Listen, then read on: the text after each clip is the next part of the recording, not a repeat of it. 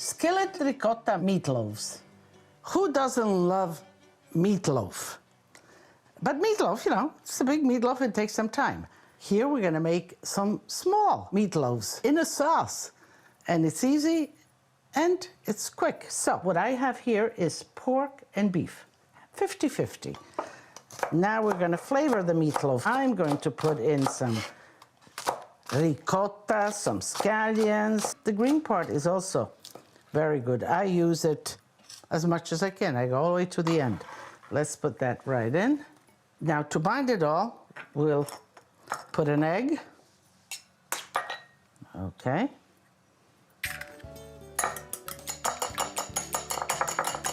Just twist the egg. I'll put the milk right in here.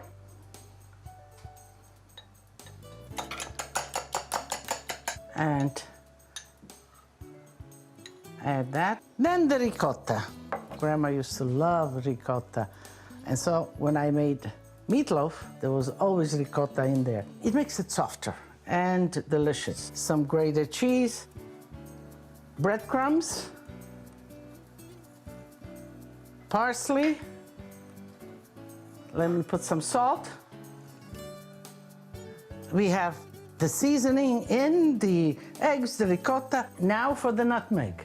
Nutmeg is great for stuffings. It has an intense flavor. It brings a lot of flavor, so not too much. And Italians, we love it in the stuffing of our raviolis. And in this polpettone, as we call it in Italian, it's really good. All right, everything is in there. Let's mix up a little bit. Okay, now I'm gonna dive in because this needs a good mix.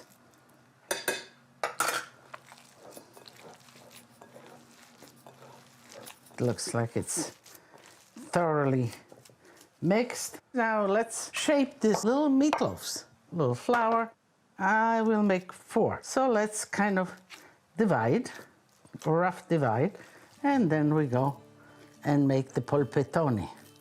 1 portion each. That's a healthy portion, but if you're hungry, absolutely, slightly. Flour it just like that. Okay, there's 1, 2,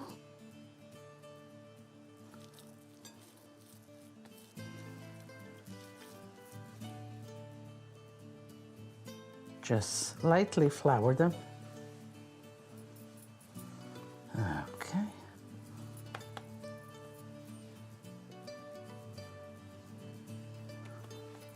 Okay, so we're all set. I'll let them rest a little bit, wash my hands, and then we'll proceed to make the sauce. Welcome to my library. I'm here, I'm reading, watching your photos, your videos, your questions, and I'm happy to answer them. Here I have an email from Francesca. Your show brings me back to my childhood, the memories of my mother and grandmother cooking, and the wonderful aromas throughout the house. So the question is, how do you know that garlic is fresh, and what is the proper way to store it so it lasts longer? Well, the first thing is the touch. So a nice firm garlic head will indicate that this is a fresh garlic. And as far as storing it, the whole head, that is, the way I store garlic is in a cool place in a refrigerator, in a plastic wrap first, and then in a container. Grazie, Francesca. I have the meatloaves frying, getting the flour fried, and just kind of pull them together. And we're gonna make the sauce right in here with the mushrooms and some marinara that I have. Mushrooms, just sliced champignon mushrooms. You can use any mushrooms that you have.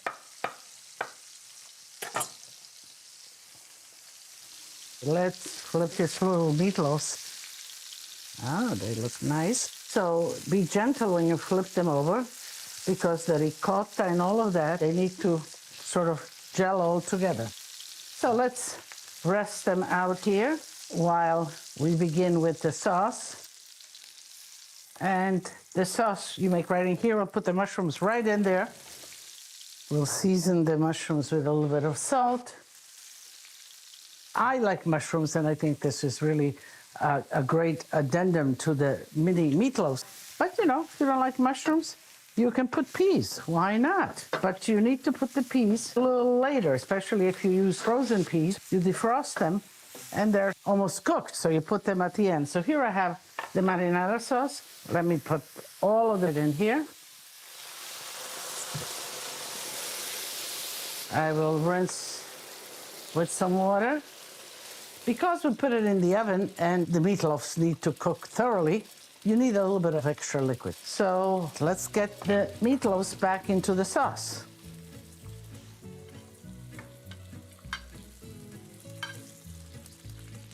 Okay. You want to bring this back to a boil? Let's put some basil.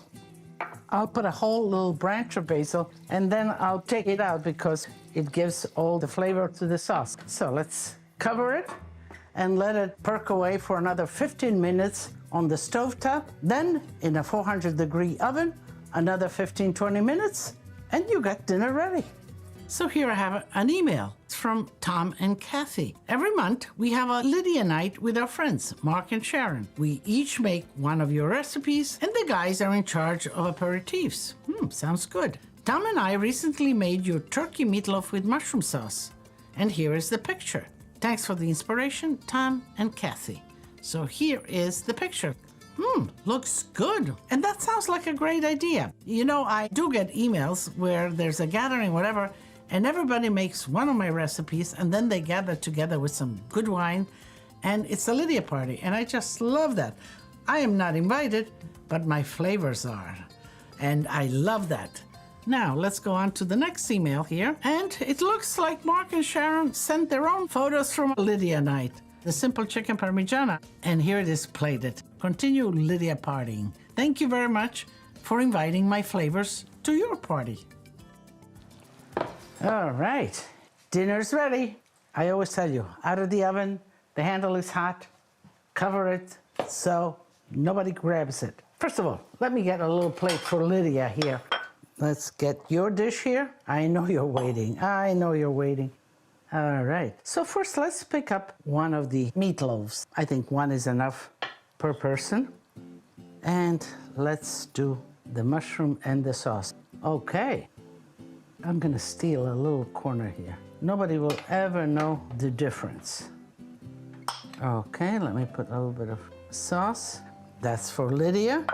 To decorate, I will put a little basil to sort of bring back the flavor of the basil in there. I think that is perfect. And here is my gift to you, my gift to the family. Ooh, it's hot. Okay. Let's leave this here still because it's hot. I chose, as far as wine, a cilieggiolo. Ciliegia is cherry. And in Maremma, which is part of Tuscany, they make a lot of this wine, cilieggiolo. And so I thought that with this dish, that would go really good. So let me taste. Delizioso. It is delicious. It is tender. It is good. And I'll take a little sip of the cilieggiolo. And I'm going to invite you because I have enough. And I know you're not going to go right and cook it right now. So come and join me. And as I say always, tutti a tavola a mangiare.